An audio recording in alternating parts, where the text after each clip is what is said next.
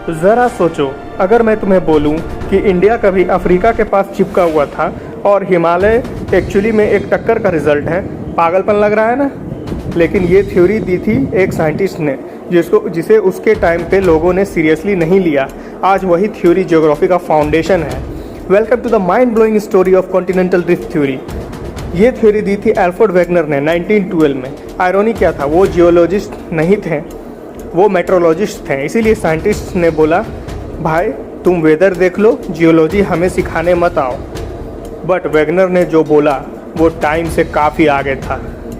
Wegener ने बोला, आज के सारे कॉन्टिनेंट कभी एक ही सुपर कॉन्टिनेंट का पार्ट थे। उसका नाम था पेंजिया। पेंजिया के दो हिस्से हुए, north part Laurasia, south part Gondwana.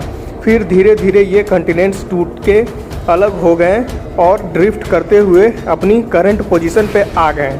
इस प्रोसेस को बोला गया कॉन्टिनेंटल ड्रिफ्ट। अब सबसे important evidence, jigsaw fit theory.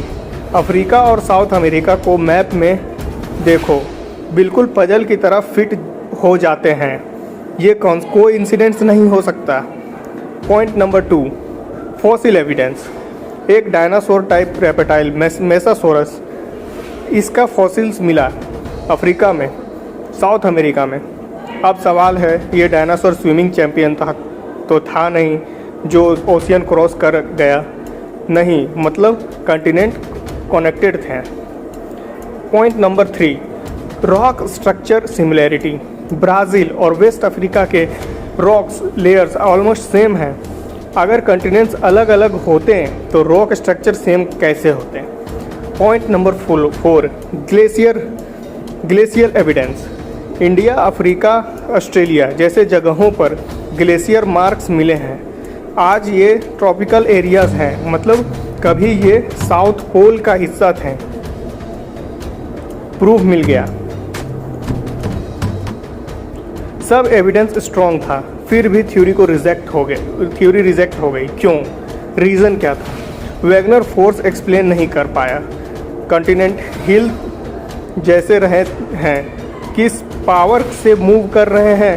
उसने बोला अर्थ रोटेशन और टाइडल फोर्स। बट साइंटिस्ट ने बोला ये वीक एक्सप्लेनेशन है और थ्योरी को ऑलमोस्ट साइड कर दिया गया।